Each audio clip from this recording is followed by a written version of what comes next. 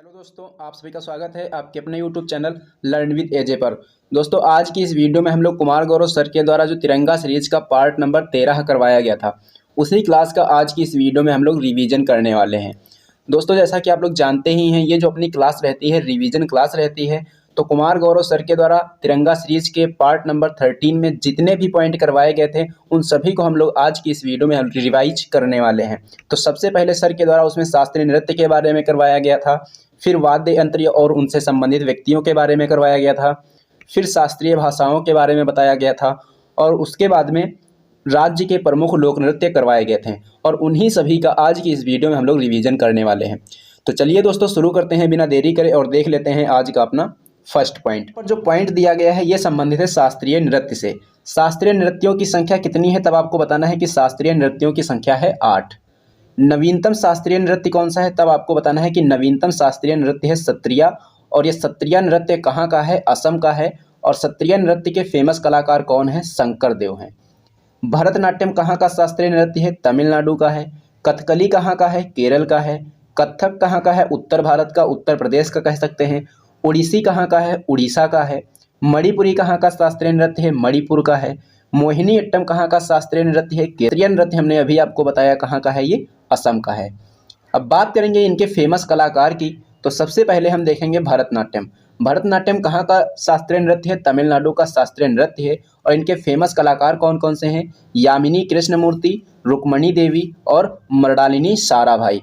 बात करेंगे यामिनी कृष्णमूर्ति की, तो यामिनी जो कृष्णमूर्ति हैं ये भरतनाट्यम की फेमस कलाकार और कुचिपुड़ी की फेमस कलाकार, दोनों को ही फेमस कलाकार हैं। जैसा कि आप लोग यहाँ देखेंगे कि कुचिपुड़ी जो शास्त्रीय नृत्य है कहाँ का है, आंध्र प्रदेश का है। और इनके जो फेमस कलाकार हैं यामिनी कृष्णमूर्ति और राधा रेड्डी। यामिनी कृष्णमूर्ति का नाम कुचिपुड़ी में भी देखने को मिलता है और भरतनाट्यम में भी देखने को मिलता है। बात करेंगे कुचिपुड़ी की, तो कुचिपुड़ी को और किस नाम से जाना जाता है, तो इसको थाल नृत्य और मटका नृत्य भी कहा जाता है। उसके बाद में नेक्स्ट पॉइंट की बात करेंगे, तो नेक्स्ट पॉइंट है अपना सत्रिया नृत्य। सत्रिया नृत्य ये नवीनतम शास्त्रीय नृत्य है और कहाँ का है, असम का है। और सत्रिया नृत्य के संस्थापक कौन माने जाते हैं, श्रीमंता शंकर देव। ओडिसी नृत्य कहाँ का शास्त्रीय नृत्य है, ये उड़ीसा का शास्त्रीय नृत्य है। और इसके फेमस कलाकार संयुक्ता पाणिग्रही, माधवी मुद्गल और केलू चरण महापात्र हैं। कथकली, कथकली कहाँ का शास्त्रीय नृत्य है, कथकली ये केरल का शास्त्रीय नृत्य है। और उसके बाद में नेक्स्ट पॉइंट की बात करेंगे कृष्णन कुहरी। कृष्णन कुहरी कौन है, कथकली के फेमस कलाकार। कृष्णन नायर कथकली के फेमस कलाकार। आनंद शिवरामन कथकली के फेमस कलाकार हैं। उसके बाद में कथकली की विशेषता के बारे में जानेंगे, तो कथकली की विशेषता में 2 रंग बहुत महत्वपूर्ण हैं, हरा रंग और लाल रंग। हरा रंग जो होता है ये विजय का प्रतीक होता है और लाल रंग जो होता है ये बुराई या फिर हार का प्रतीक होता है। उसके बाद में कथक शास्त्रीय नृत्य। कथक शास्त्रीय नृत्य कहाँ से है, उत्तर प्रदेश से। और इसके फेमस कलाकार हैं पंडित बिरजू महाराज, लच्छू महाराज और सितारा देवी। मणिपुरी कहाँ का शास्त्रीय नृत्य है, ये मणिपुर का शास्त्रीय नृत्य है। और इनकी फेमस कलाकार हैं 4 बहनें, जिनको हम जानते हैं झावेरी बहन के नाम से। मोहिनी अट्टम, मोहिनी अट्टम कहाँ का शास्त्रीय नृत्य है, ये केरल का शास्त्रीय नृत्य है। फेमस कलाकार हैं कल्याणी अम्मा, हेमा मालिनी, श्री देवी और भारती शिवाजी। उसके बाद में जो नेक्स्ट पॉइंट दिया गया है वाद्य यंत्र एवं उनसे संबंधित व्यक्ति। संतूर वादक, संतूर वादक कौन है, भजन सोपारी हैं, इनका अभी हाल ही में निधन हो गया है। सितार वादक, सितार वादक कौन है, पंडित रविशंकर और विलायत खां। बांसुरी वादक पन्नालाल घोष और हरिप्रसाद चौरसिया हैं। तबला वादक कौन है, जाकिर हुसैन और लतीफ़ खान और अल्लाह रखा खां और किशन महाराज। शहनाई वादक कौन है, बिस्मिल्लाह खां, अली अहमद हुसैन, ये कौन है, शहनाई वादक हैं। और सरोद वादक कौन है, सरोद वादक हैं यहाँ पर अमजद अली खान और उसके बाद में अली अकबर खान। ये दोनों नाम यहाँ से आपको याद रखने हैं। उसके बाद में बात करेंगे नेक्स्ट पॉइंट की, तो नेक्स्ट पॉइंट दिया गया है संतूर वादक। संतूर वादक कौन है, शिव कुमार शर्मा और इनका अभी हाल ही में निधन हो गया। वायलिन, वायलिन के वादक कौन है, डॉक्टर राजन, कौन है, डॉक्टर एन राजन। उसके बाद में नेक्स्ट पॉइंट है यहाँ पर अपना भारत की शास्त्रीय भाषाएं। भारत की शास्त्रीय भाषाएं कुल कितनी हैं, 6 शास्त्रीय भाषाएं हैं। पहली शास्त्रीय भाषा तमिल, यानी कि इसको 2004 में दर्जा दिया गया था। उसके बाद में संस्कृत को 2005 में दर्जा दिया गया और 2008 में तेलुगु और कन्नड़ को दर्जा दिया गया और मलयालम को 2013 में और उड़िया को 2014 में। ये जो दर्जा दिया जाता है शास्त्रीय भाषाओं का कौन से मंत्रालय के द्वारा दिया जाता है, तब आपको बताना है कि संस्कृति मंत्रालय के द्वारा। प्राचीनतम शास्त्रीय भाषा कौन सी है? तमिल है। और नवीनतम शास्त्रीय भाषा कौन सी है? उड़िया है। एक क्वेश्चन पूछा जाता है कि ये जो हिंदी है, हिंदी शास्त्रीय भाषा है या नहीं है? तो आप लोग देखेंगे तो यहाँ पर कहीं पर हिंदी देखने को आपको मिल रहा है? नहीं मिल रहा है। तो इसका मतलब है कि हिंदी शास्त्रीय भाषा नहीं है। केवल और केवल 6 भाषाएं ऐसी हैं जो शास्त्रीय भाषाएं हैं। इन भाषाओं के अलावा कोई भी भाषा ऐसी नहीं है जो कि शास्त्रीय भाषा हो। उसके बाद में बात करेंगे नेक्स्ट पॉइंट की, तो यहाँ पर संबंधित है लोक नृत्यों से। अपना पॉइंट है ये। कालबेलिया लोक नृत्य कहाँ का है? राजस्थान का। सरहुल कहाँ का है? झारखंड का। पिंडवानी, पंथी और राउत नाचा कहाँ का है? ये छत्तीसगढ़ का। पिंडवानी की फेमस कलाकार तीजन बाई। बुइया चालो वांचो कहाँ के लोक नृत्य हैं? अरुणाचल प्रदेश के। नौटंकी, रासलीला और कजरी कहाँ के लोक नृत्य हैं? ये उत्तर प्रदेश के हैं। उसके बाद में दिया गया है ढेकनी, फुगदी और सिगमो कहाँ के हैं? गोवा के। डांडिया और गरबा ये कहाँ के हैं? ये गुजरात के। छऊ कहाँ का है? पश्चिम बंगाल, बिहार और झारखंड में होता है। बिहू, बगरुम्बा और भोरताल कहाँ होता है? ये असम में होता है। जाट, जाटिन और विदेशिया लोक नृत्य कहाँ के हैं? बिहार के। नटी, चंबा, धमान कहाँ के हैं? ये हिमाचल प्रदेश के। यक्षगान और लंबी कहाँ के हैं? कर्नाटक के लोक नृत्य हैं। रऊफ, कूद और हिकात कहाँ के लोक नृत्य हैं? ये जम्मू कश्मीर के लोक नृत्य हैं। थांगटा, पुंगचोलम और नट संकीर्तन कहाँ के हैं? मणिपुर के। और मणिपुर का मार्शल आर्ट पूछा जाएगा तो क्या है? थांगटा। लावड़ी, तमाशा, लेझीम कहाँ के हैं? महाराष्ट्र के। होजागिरी कहाँ का लोक नृत्य है? त्रिपुरा का। कलारी पट्टू मार्शल आर्ट कौन से राज्य की है? केरल की। चिरऊ और बम्बू डांस कहाँ के हैं? मिजोरम के। घूमर, चकरी और गींदड़ कहाँ के लोक नृत्य हैं? राजस्थान के।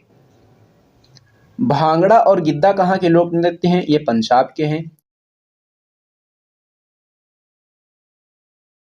सबसे पहला जो यहाँ पर संशोधन दिया गया है कि पहले नंबर का संविधान संशोधन कब हुआ था? तो पहले नंबर का जो संविधान संशोधन है 1951 को हुआ था और इसके द्वारा 9वीं अनुसूची को जोड़ा गया था। संविधान में अगर पूछा जाए कि संविधान में 9वीं अनुसूची को कौन से संविधान संशोधन के द्वारा जोड़ा गया, तो पहले संविधान संशोधन के द्वारा इसको जोड़ा गया था। कब? 1951 में। नेक्स्ट पॉइंट यहाँ पर दिया गया है कि 7वां संविधान संशोधन कब हुआ था? 7वां संविधान संशोधन जो है ये 1956 में हुआ था और इसके द्वारा ये किससे संबंधित है? भाषाई आधार पर राज्यों का पुनर्गठन किया गया था।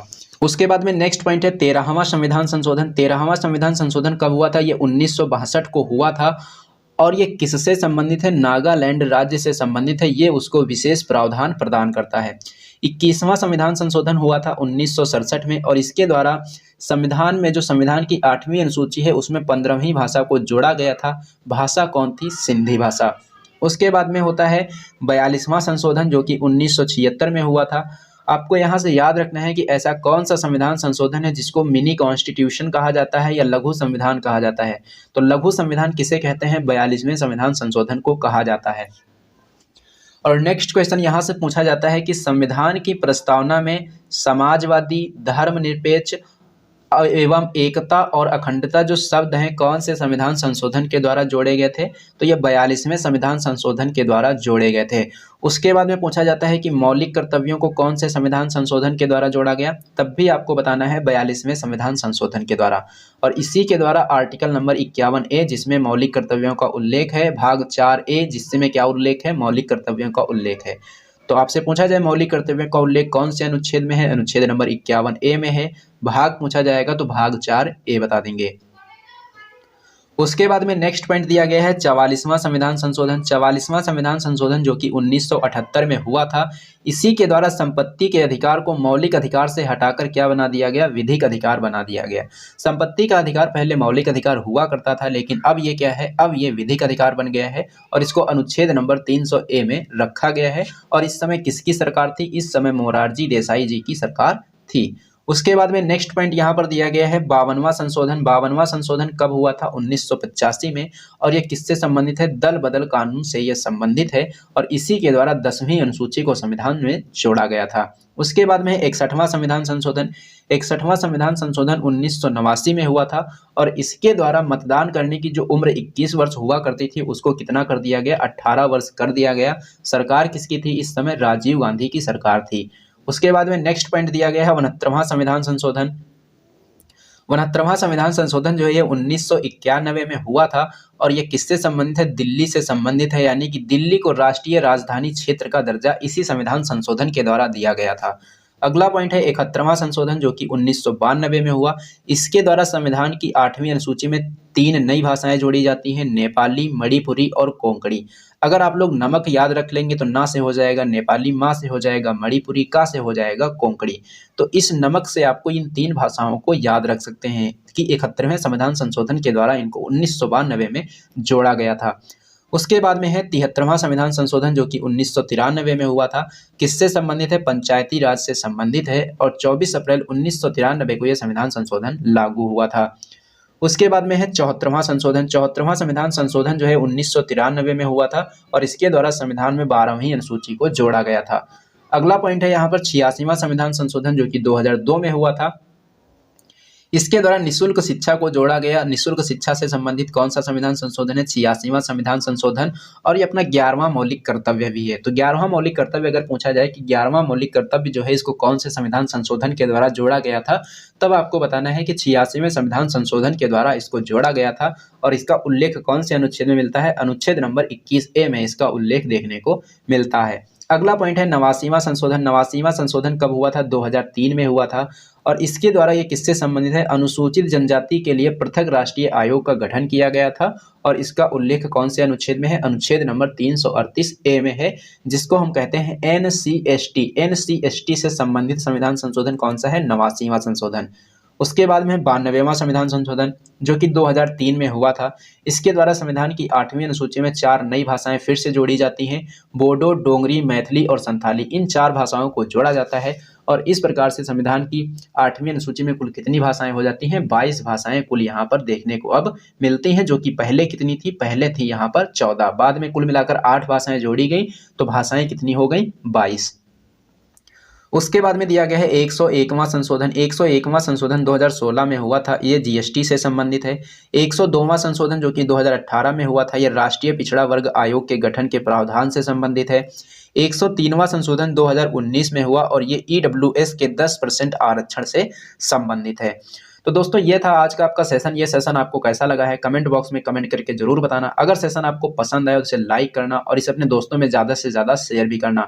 और हाँ दोस्तों, अगर आप लोगों ने अभी तक हमारे चैनल को सब्सक्राइब नहीं किया है तो चैनल को सब्सक्राइब कर लेना और बेल आइकन पर क्लिक करके ऑल पर जरूर क्लिक कर लेना, जिससे कि इस चैनल पर जब भी कोई वीडियो अपलोड की जाए तो उसका नोटिफिकेशन आपको सबसे पहले मिले। तो चलिए दोस्तों, मिलते हैं अब हम लोग एक नेक्स्ट वीडियो में।